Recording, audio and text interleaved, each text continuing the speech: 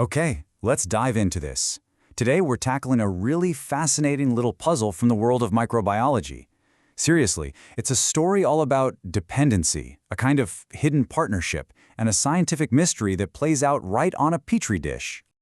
So, picture this. You're a scientist, right? You've prepared this nutrient-rich plate. It's basically a five-star buffet for a bacterium. You introduce your little organism to the plate and nothing. It just sits there. It refuses to eat.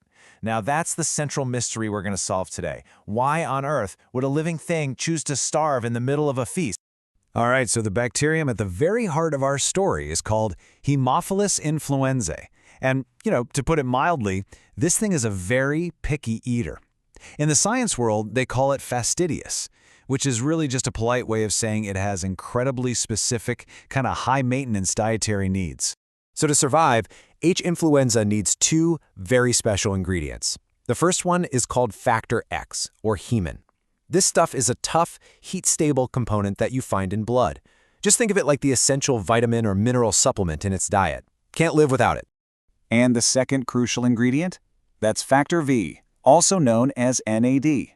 Now, unlike factor X, this one is much more delicate. It's really sensitive to heat. You could almost call it the energy drink of the microbial world, and our bacterium absolutely needs it to get going. So here's where our puzzle really starts. A standard blood agar plate has plenty of that factor X just ready and waiting. It also has tons of factor V, but, and this is a big but, there's a catch. All that yummy factor V is locked away inside the red blood cells. And to make things even worse, the blood also has this enzyme called NADase that actively hunts down and destroys any factor V that happens to be floating around free. It's like the food is in a locked pantry, and there's a guard on patrol just waiting to zap it. So with our picky eater totally unable to grow, it seems like the experiment is a bust. But then, a surprise guest shows up on the scene. It's another bacterium, and it completely changes the game. This right here is our key clue to solving the whole mystery. When a different bacterium, Staphylococcus aureus, gets streaked across the plate, something pretty remarkable happens. All of a sudden, our picky eater, H. influenza, starts to grow. But it doesn't just grow everywhere. Nope, it forms these tiny little colonies that seem to orbit the S. aureus streak, kind of like little moons around a planet. And this whole phenomenon, it's called satellitism. Which, of course, brings us to the most important question. What exactly is this helper bacterium doing? What secret ingredient or special power does it have that unlocks the buffet for H. influenzae? All right, it is time to crack this code. We're about to uncover the really elegant two-part solution that S. aureus uses to become the perfect microscopic sidekick. Now, what's really interesting about this slide is how perfectly it breaks down the genius of this partnership. First, S. aureus solves that locked pantry problem because it's beta hemolytic. That just means it has the power to break open or lyse the red blood cells. It basically pops them like tiny water balloons, spilling out all that precious factor V. And on top of that, it also makes and releases its own supply of factor V, completely overwhelming that destructive NADase enzyme. It's both a keymaster and a personal chef all in one. Let's just walk through this for a second. First, the S. aureus is put on the plate. As it grows, it starts breaking open all the red blood cells around it. This releases a cloud of factor V that just spreads outwards into the agar, and then H. influenzae can finally grow, but only in that rich, nutritious zone right next to its helper. And that's what creates those distinct satellite colonies. To make this whole interaction really stick in your mind, there's a fantastic analogy for it. Just think of it like a campfire out in the cold. It perfectly captures this relationship. And this brilliantly illustrates the whole dependency. H. influenzae is like a camper out in the freezing cold. It's got no matches, no way to start its own fire.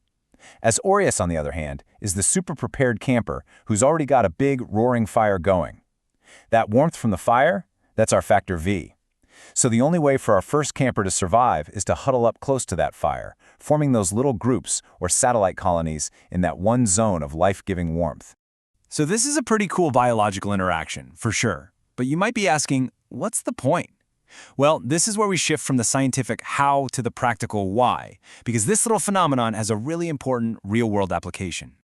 So the crucial point is this. This isn't just some quirky little fact for a biology textbook.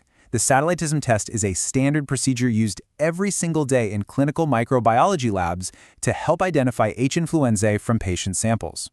If you have a mystery bacterium that will only grow next to a streak of S. aureus on a blood plate, well, that's a huge clue that you're probably dealing with this specific organism. And you might be wondering, why does this test only work on blood agar? Well, let's compare it to a different growth medium called chocolate agar. On that stuff, H. influenzae grows just fine all by itself. Why? Because chocolate agar is made by heating the blood. That heating process actually pre-lyses the red blood cells, which releases all that factor V and kills off the destructive enzyme. The campfire, so to speak, is already lit, so no helper is needed. Now, H. influenza might be the most famous example of a satellite seeker, but it is definitely not alone in the microbial world.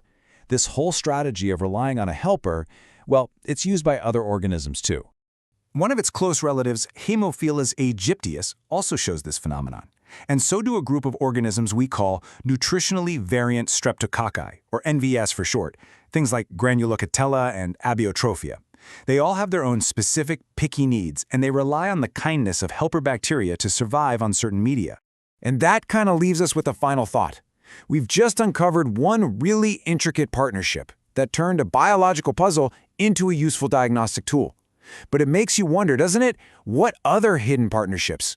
What other secret dependencies and complex relationships are out there shaping the vast, invisible, microscopic world that exists all around us, and even inside of us? If you like this explainer, then please like, comment, and subscribe.